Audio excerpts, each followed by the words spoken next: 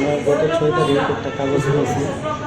গত 6 তারিখ আমরা একটা কাগজ পেয়েছি যে 12 তারিখ থেকে আমাদের কাজ আইজিএমে শেষ, ডিসকন্টিনিউশন এটা আমাদের করিয়ে দিয়েছে।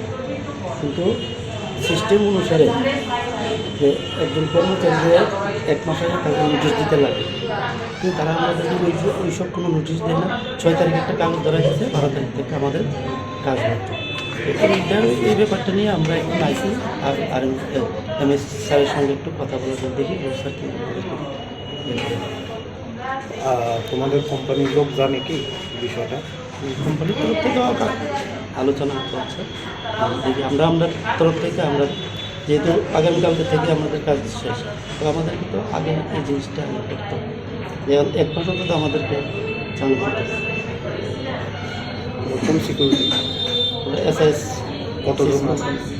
100 জন আছে আইসি টোটাল কত বছর ধরে করতেছে? আমরা 2017 থেকে এখনো কোম্পানি আইজিএমে কাজ করছি। কি কারণে হঠাৎ পয়সা আইতে? এটা টেন্ডারের মাধ্যমে হয়েছে, ঠিক আছে, আমরা মানছি টেন্ডারে হয়েছে, অন্য কোম্পানির টেন্ডার হয়েছে, কিন্তু একটা নন ব্র্যান্ডেড কোম্পানির না দিয়ে একটা একটা ব্র্যান্ডেড কোম্পানির না দিয়ে একটা নন ব্র্যান্ডেড কোম্পানির মানে জ্যাম ওইটা ইয়ে করছে, তারা প্রসেসিংয়ে এটা দেওয়া হয়েছে।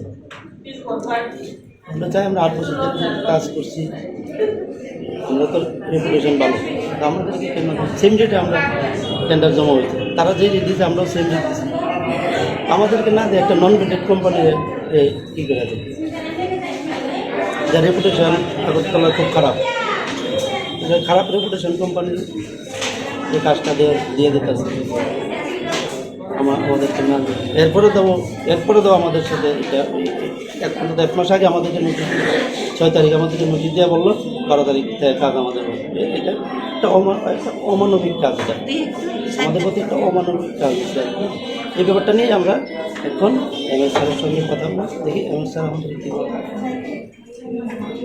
যে ব্র্যান্ডারে দিছে মানে কোন কোম্পানিকে দিছে এখন শুনছি ভিজুয়াল সিকিউরিটি নামে একটা কোম্পানি, যেটাকে জীবিত থেকে বাইরে করে দেওয়া হয়েছে, একটা কোম্পানি দেওয়া হয়েছে।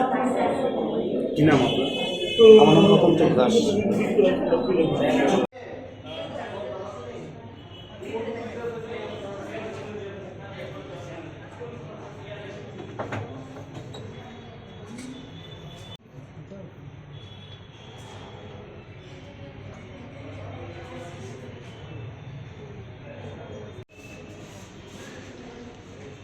মানুষ আইতে দেয় তোর সামনে তার সম্ভব ইয়া বুঝা আমরা মুড়ে